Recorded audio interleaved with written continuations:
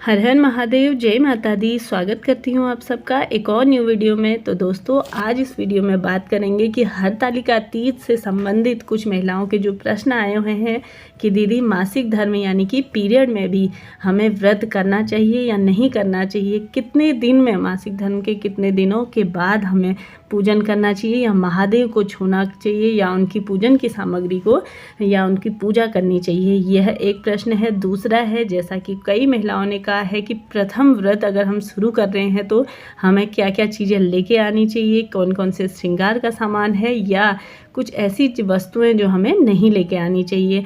इसके साथ ही साथ संपूर्ण जानकारी आप सभी को, जैसा कि अगर हमें पीरियड है तो आप सभी किस तरह से इस पूजन को कर सकती हैं, तो आप सभी के लिए यह वीडियो काफ़ी उपयोगी रहने वाली है। तो वीडियो में बने रहिए। देर न करते हुए शुरू करते हैं।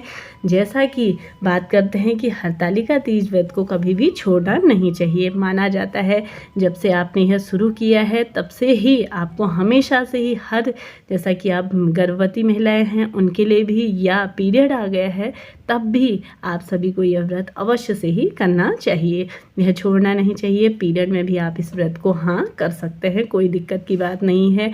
जैसा कि आप सभी को पूजन के लिए, अगर जैसा कि आप महादेव का पूजन कर रहे हैं, आपने शिवलिंग माता रानी का और महादेव का अलग अलग मूर्तियां बनाई हुई हैं, तो आप माता रानी को तो 5वें दिन से ही अगर आप माता रानी का पूजन कर सकती हैं तो अति उत्तम है, कोई बात नहीं है, आप कर सकती हैं। लेकिन आपको महादेव को नहीं छूना है, आपको शिवलिंग पे स्पर्श नहीं करना है।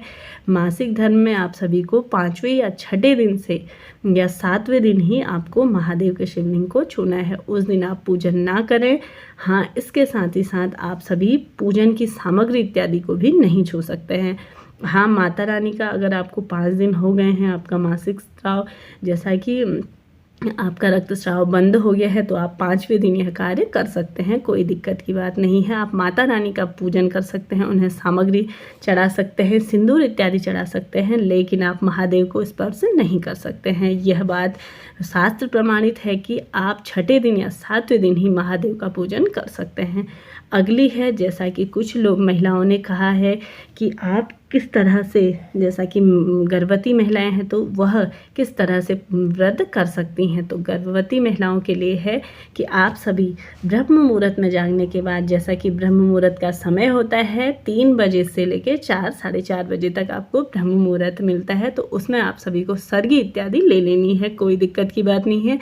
और साथ ही साथ आप सभी रात्रि 12:30 बजे के बाद भी आप सभी कुछ मीठा और जल इत्यादि ले सकते हैं। अगर शारीरिक रूप से कोई परेशानी है या आप गर्भवती महिला हैं तो यह कार्य आप कर सकती हैं, कोई दिक्कत की बात नहीं है।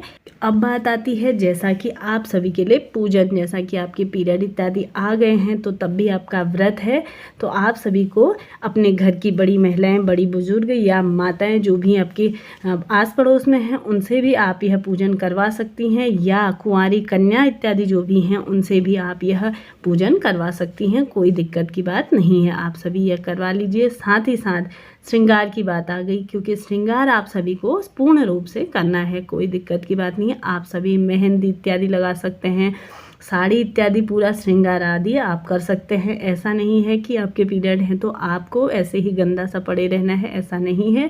श्रद्धा और मन से आप महादेव का स्मरण करिए, माता रानी का, माता गौरा का स्मरण करते हुए अपने पति की लंबी आयु के लिए यह व्रत अत्यंत ही सर्वश्रेष्ठ माना गया है, तो आप सभी अपने मन से उनका हाथ जोड़कर स्मरण करिए, कोई दिक्कत की बात नहीं है। लेकिन आप सभी को प्रसाद इत्यादि भी ग्रहण नहीं करना है, आप सभी को ना प्रसाद लीजिए। माता रानी का अगर आपको 5वें दिन हो गए हैं तो आप सभी पार्वती माँ का प्रसाद, गौरा माँ का ले सकते हैं, लेकिन महादेव का प्रसाद आप नहीं खा सकते हैं, यह भी मान्य है। साथ ही साथ अब बात आती है श्रृंगार की, जैसा कि कुछ महिलाओं के कमेंट्स आ रहे थे कि दीदी हम लोग हर साल क्या नई साड़ी ले सकते हैं या नई साड़ी लेनी चाहिए, ज़रूरी है? ऐसा नहीं है, क्योंकि सबकी अपनी अपनी सामर्थ्य पर यह निर्भर है, ऐसा नहीं है। आप सभी क्या करते हैं, जैसे कि करवा चौथ का व्रत है, हरियाली तीज का व्रत है, इन सब में, या हरतालिका तीज का व्रत है, तो इनमें आप सभी कोई सी भी साड़ी, जैसे कि शादी की साड़ी है या कोई पहले पहनी हुई साड़ी है, उसे आप यूज़ कर सकते हैं। याद रहे वह पीरियड इत्यादि में नहीं पहनी हो, इस तरह की साड़ी आप ना पहने, जैसे कि बच्चे इत्यादि होने में भी यह साड़ी ना पहनी हो, उस साड़ी को आप ना पहने। कोई अगर इससे अच्छी साफ़ साड़ी है तो पहले से पहनी है तो तब भी आप पहन सकते हैं। साथ ही साथ उसमें कुछ छींटे गंगा जल के आप डाल लीजिए, तो यह आप यूज़ कर सकते हैं। ऐसा नहीं है कि आपकी सामर्थ्य नहीं है तो आपको नई साड़ी लेनी ही लेनी है। लेकिन जो लोग नया व्रत शुरू कर रहे हैं ना, इस साल जो महिलाएं नया व्रत शुरू कर रही हैं वह हमेशा कोरी साड़ी से ही शुरू करती हैं। जैसा कि छठ पूजा में भी हमेशा कोरी ही साड़ी चलती है।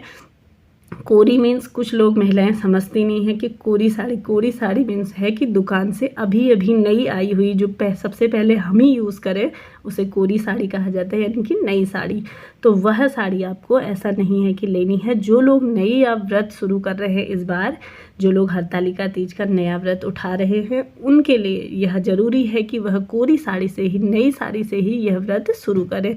ऐसा नहीं है कि हमने पहले से किया है तो हर साल हमारी सामर्थ्य नहीं है तो हर त्यौहार में या हर पूजन में हम नई साड़ी बनाएं, ऐसा नहीं है। आप अपनी पुरानी साड़ी भी आसानी से यूज़ कर सकती हैं, कोई दिक्कत की बात नहीं है। अब बात आती है जैसे कि श्रृंगार की सामग्री।